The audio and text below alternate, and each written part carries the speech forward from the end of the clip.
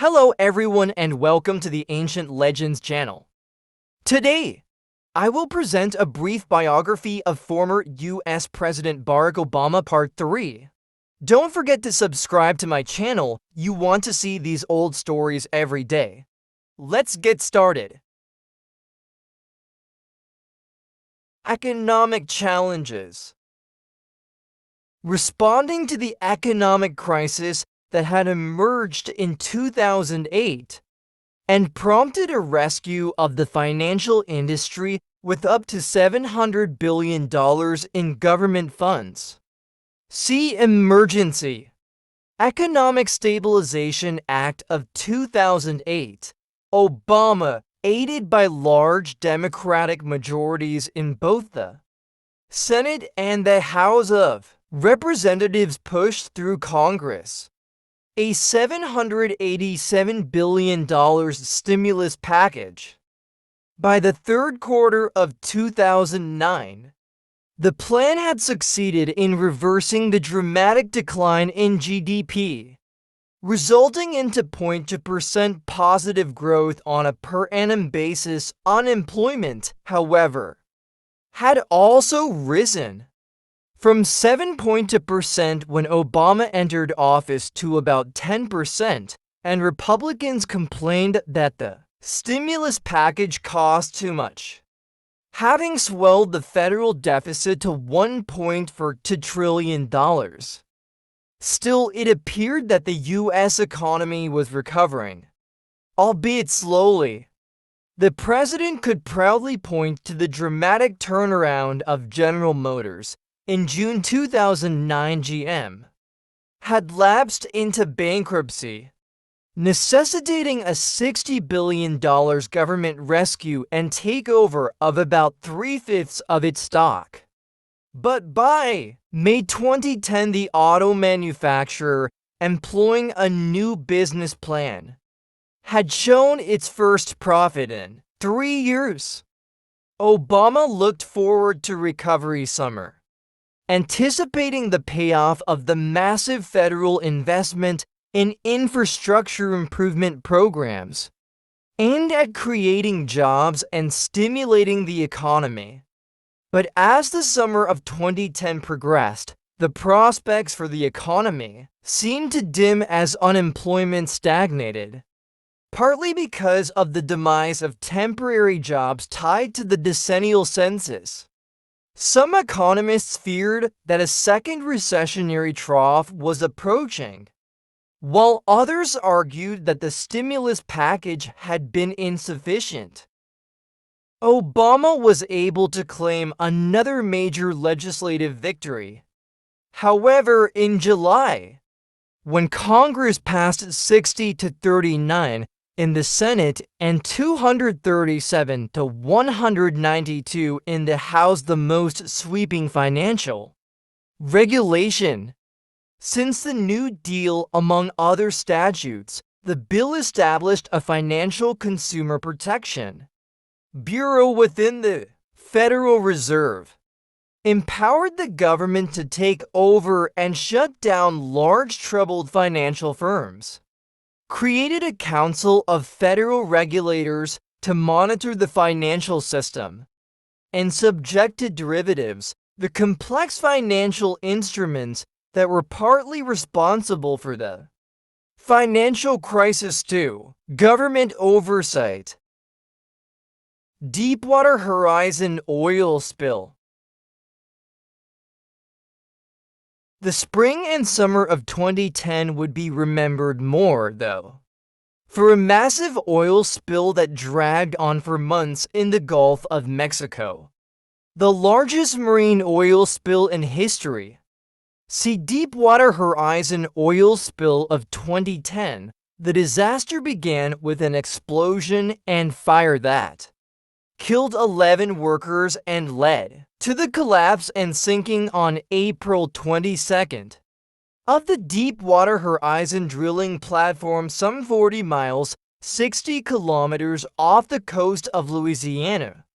The resulting oil spill endangered marine life, fouled beaches, and brought a halt to fishing in a huge area The Obama administration's efforts to address the spill were criticized by some as ineffectual, as most Americans felt helpless in the face of the largely futile ongoing efforts by BP, the well's owner, to staunch the spill. Ironically, in a policy shift just weeks before the spill, the president had proposed ending a long-standing ban on offshore oil exploration from northern Delaware to central Florida, as well as in some other locations in the spill's wake.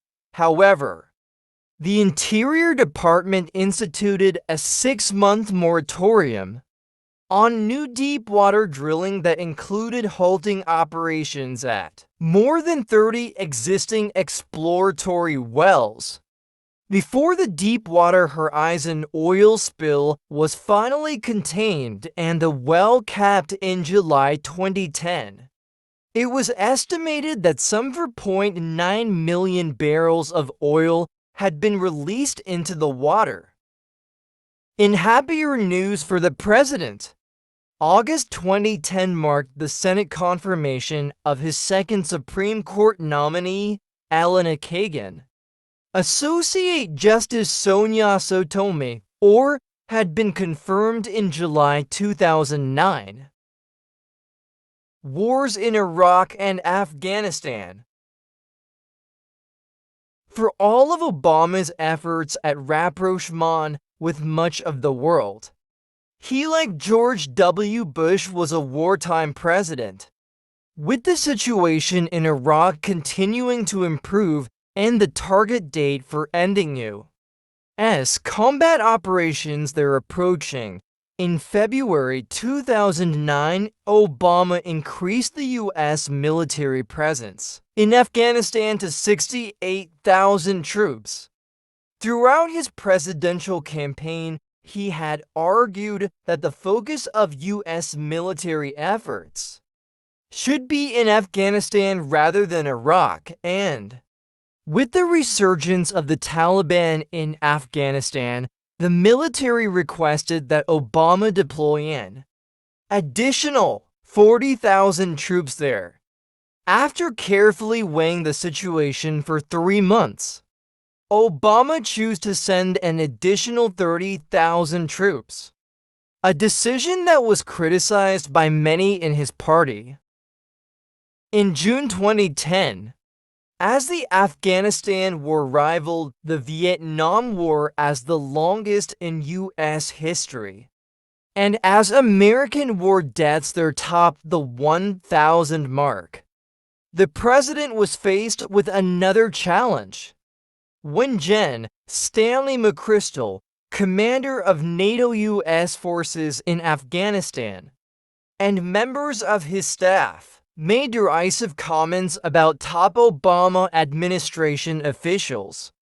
To a reporter from Rolling Stone magazine, Obama relieved McChrystal of command, replacing him with Gen. David Petraeus, who had been responsible for the surge strategy in Iraq in August on schedule. The U.S. combat mission in Iraq came to a close, though 50,000 American troops remained. The majority of U.S. forces had been withdrawn. In a televised national address marking the end of Operation Iraqi Freedom, Obama stressed the importance of American and NATO efforts in Afghanistan, even as corruption continued to undermine the faith of the Afghan people in their government.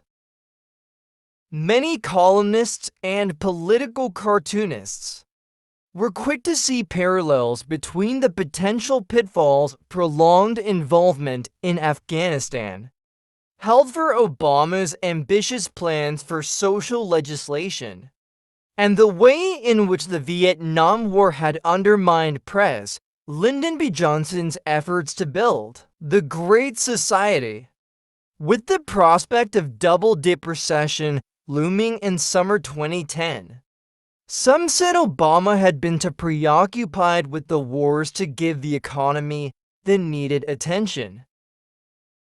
In the run-up to the fall's midterm congressional election, Obama found himself snagged in controversy over whether an Islamic center and mosque should be built in New York City, near the site of the September 11, 2001 attacks. Initially, the president reacted by strongly supporting the constitutional right of Muslim Americans to freedom of religious expression, but then he seemed to waffle regarding the location of the mosque.